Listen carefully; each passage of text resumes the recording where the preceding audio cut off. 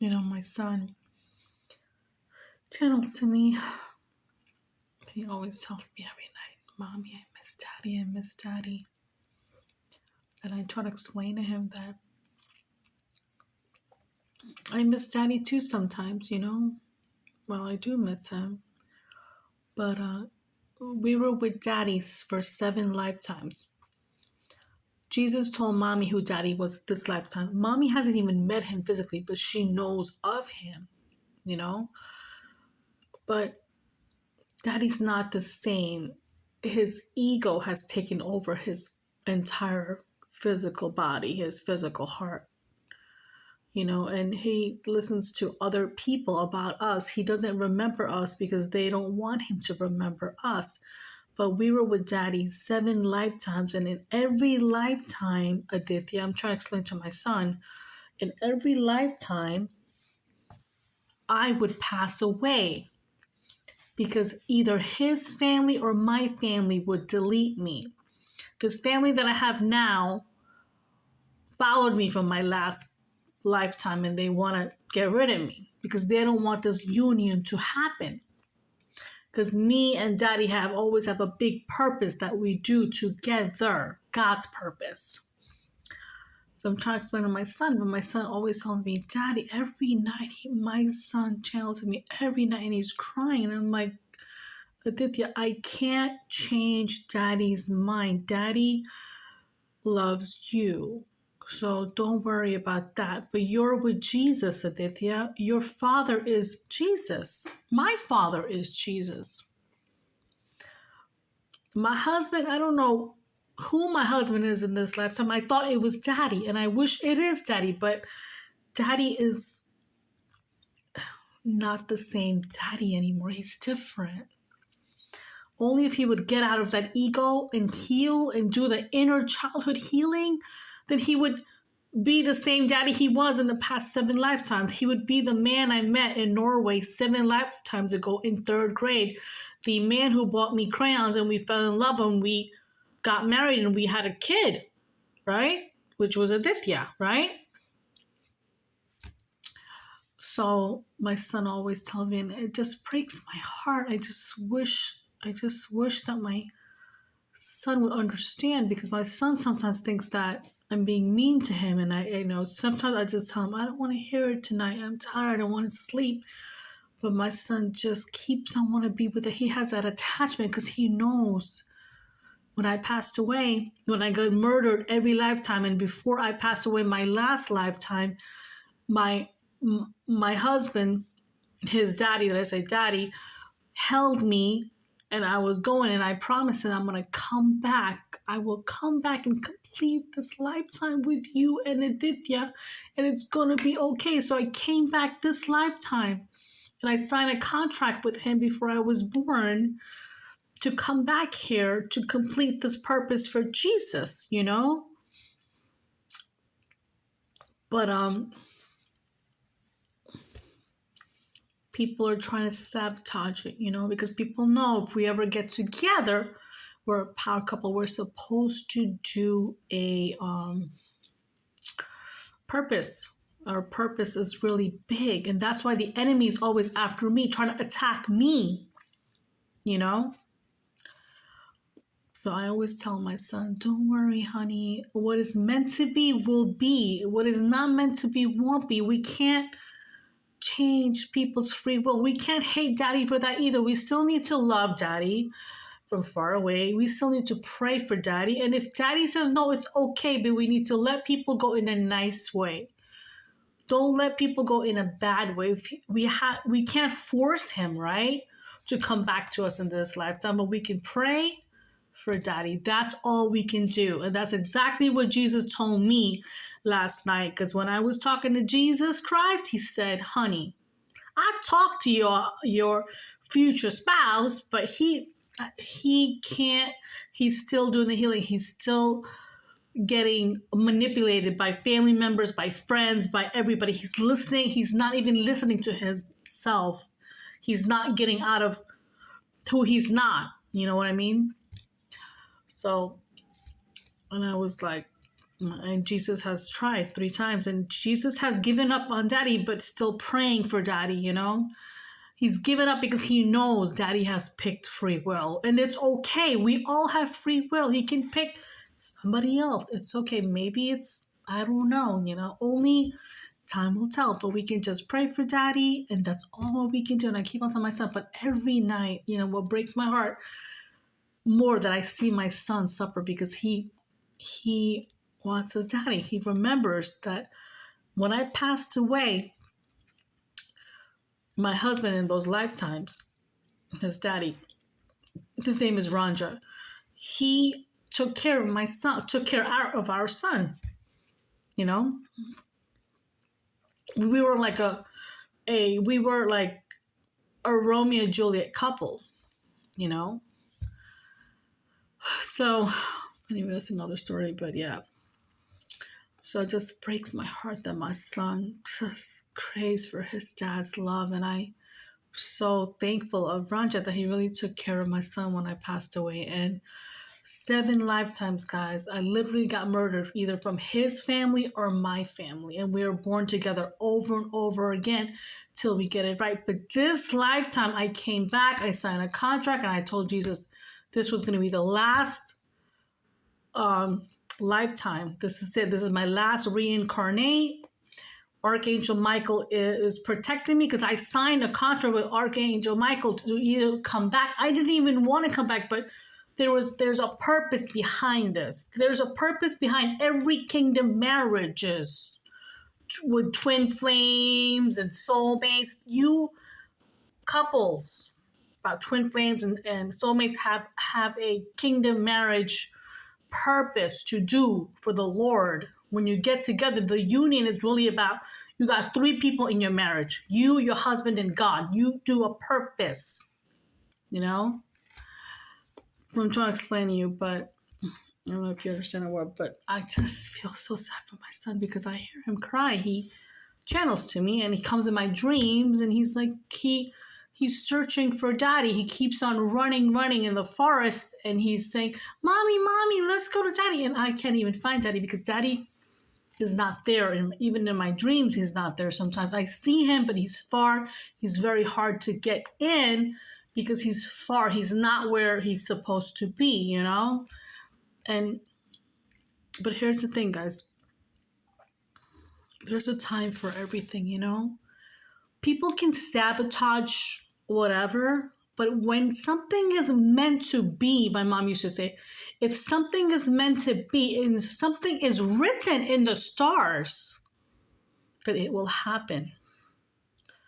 If it's not written in the stars, it will not happen. If it's written in your destiny, it will happen. People will want to swap your destiny and mess up your destiny, but no, Jesus will protect it because he wrote your story. I keep on telling my son, he wrote our story. Don't worry.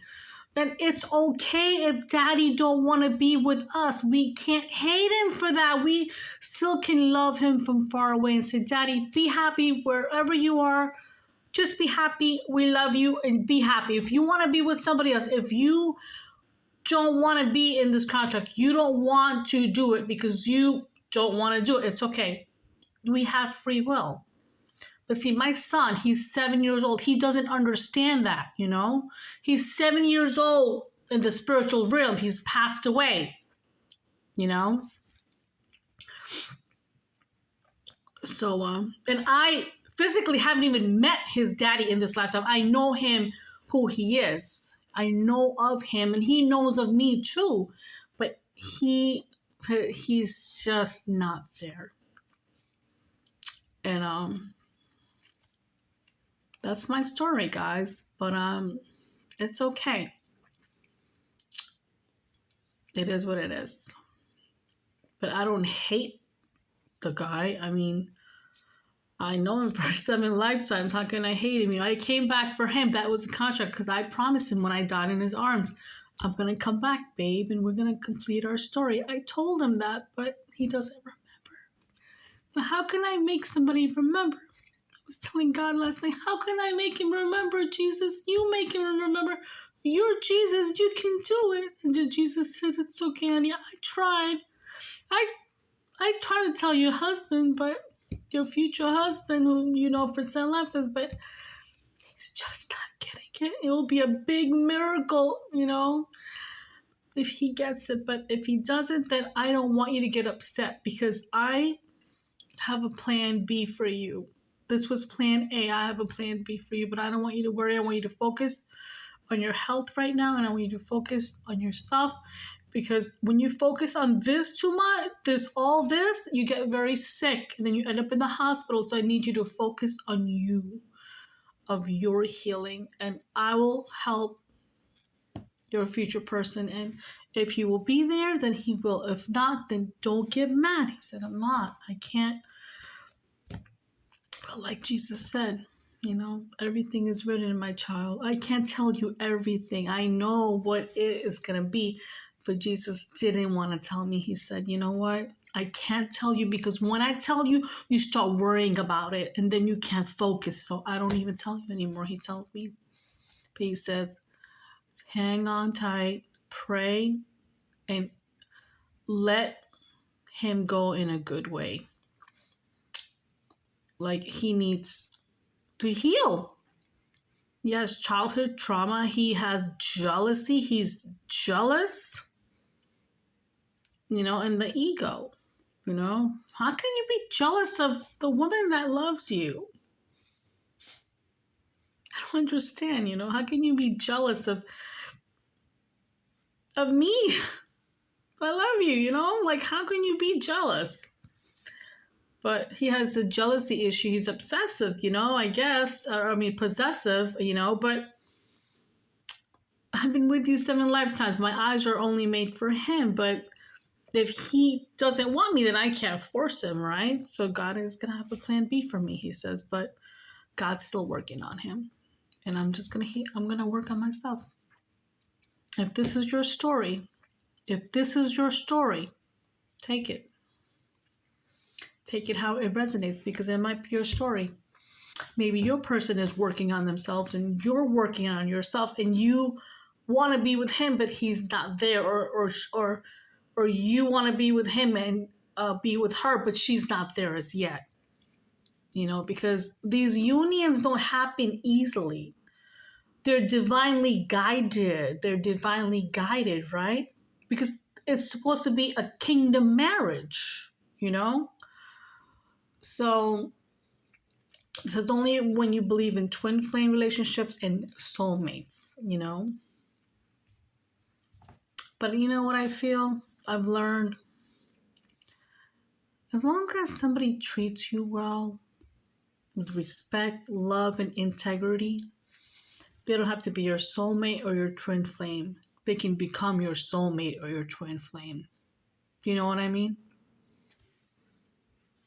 If somebody loves you with the respect, loves you, and has integrity, and guys, love is not jealousy. Love is not being selfish, and love is not ego. Love is giving without expecting. Loving, even in a distance, you can love somebody from far away and bless them in a good way, that if you don't want to be with me, it's okay. Just go. Go wherever you need to go.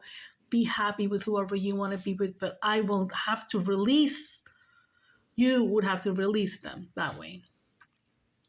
That's how that works. And then once you release them to the universe, they're going to want to come back. It's like a runner and chaser, like Tom and Jerry, like that. But yeah. But it's Tom and Jerry. It's because one person hasn't healed. Once the other person has healed and you've healed, that's when you get together. When you both have healed, you both have done the work. I've done the work tremendously. My future person, who I don't know who's going to be now, I have no idea. It's either going to be the person I'm talking about, or it's either going to be somebody else. I don't even know. Because God refuses to tell me. He goes, no, I'm not telling you anymore, because you get so fixated on it and then you get sick. So I ain't telling you, he said. I said, all right, don't tell me. That's fine. He's right. But I'm just talking about twin flames or soulmates, not a relationship that when these two people get together only is if you've done the work, inner childhood healing, if you worked on your traumas, if you let go of your karmic relationships, if you have literally worked on yourself, mind, body, and soul, if you left the ego on the side and be humble and, because you both still have to learn something, from this union. You help each other out in this union. You grow together, you learn together, and you are a purpose for the Lord. I don't know if I'm trying to explain it right, but so. But I feel so sad for my son. Every night I hear him crying. And then I have to wake up, channel, and say, honey, don't cry. He's like, Mommy, can I come lay down with you? And then I can feel his spirit. He comes lay down with me, and I hear him sobbing in my arms.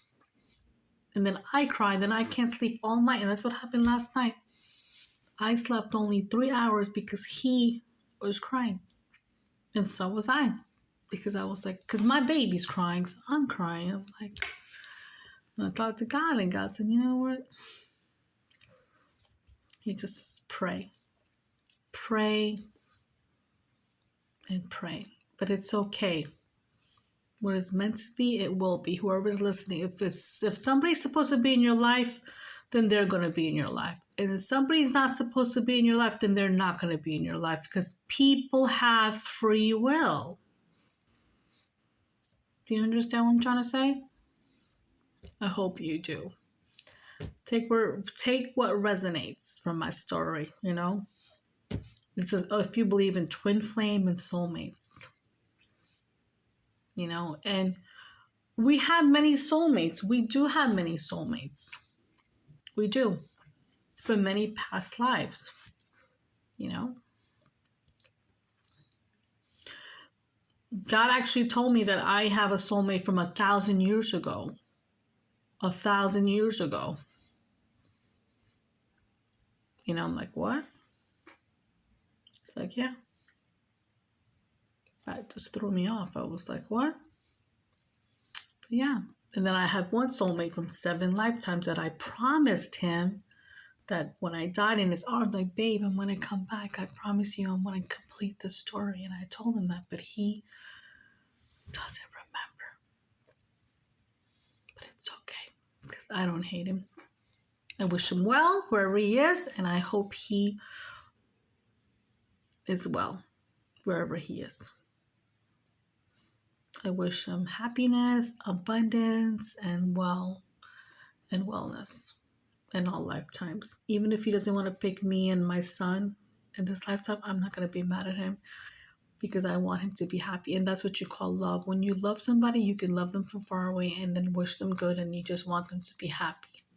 Even if they didn't pick you, it's okay, because they had free will. So whoever's listening, if you're going through this, you should be that way too, because you need to release them to the universe. They were never yours. We're never nobody's. We're we're gods. You don't own anybody. You don't. Thanks for listening, guys. This was long. I'm sorry.